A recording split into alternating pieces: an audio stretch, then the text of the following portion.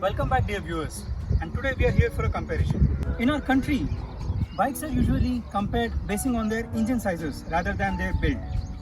So this one is a 400cc and it brings it dangerously close to one of the most popular bikes in India, the Royal Enfield Meteor 350.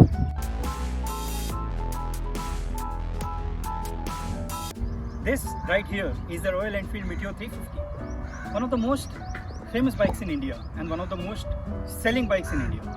If you are new to the biking community, then this would be your obvious choice, because Royal Enfield has built itself a brand image which goes very well with the general tendencies and the mindset of an average Indian rider.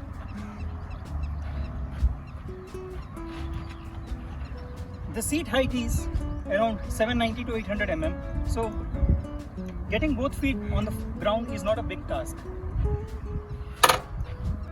This right here is a cruiser.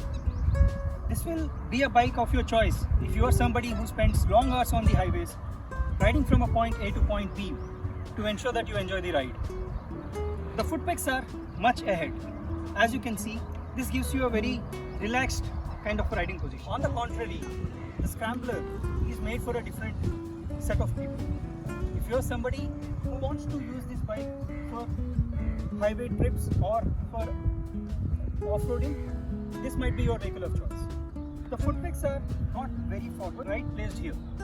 This gives you an excellent option to stand and drive a bike in case you are off-road. You are someone who likes to travel with a companion or your co-passenger.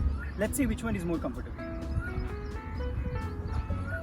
Since the seat is at a lower height, it is easier to get on the Royal Enfield, and with the backrest, it can become very comfortable for your co-passenger while on those long highway trips. Being a pillion on the Scrambler is not as easy as that of the Royal Enfield, because for one, it's a climb.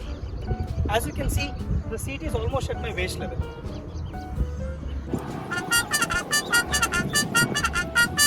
But once seated, this is not bad. May not be as comfortable as the Royal Enfield, but it gives you a better look because you are seated higher than the rider and the visibility is much better.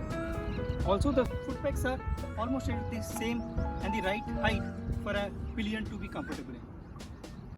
Coming to the quality, Royal Enfield has done a very good job because the fit and finish is very good. The engine produces 20.4 bhp of power and 27 Nm of torque. The bike truly looks good with its classical looks and well proportionate dimensions. It will appeal to a lot of people. Coming to the instrument cluster, it is part digital and part analog. But there are no options for choosing the ride mode. But out of the two, the Triumph Scrambler looks to be a more modern motorcycle with a better fit and finish. Each part of the bike looks good. Coming to the instrument cluster, it is part digital and part analog, and there are options of traction control as well as a ride mode in the form of off-road mode. Therefore, this is definitely a better value for money. Both the bikes have an option of hazard lights should you use it in case of an emergency. Now let us listen to the exhaust notes.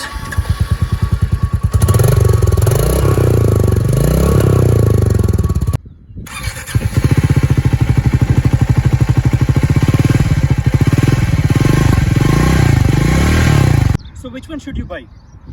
Well, if you are somebody who likes to munch the highway miles every weekend, and if you are looking for a bike which gives you the comfort on the highway, then nothing better than this.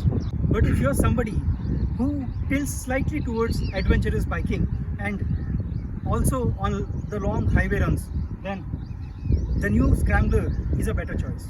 It all boils down to what you want as a rider.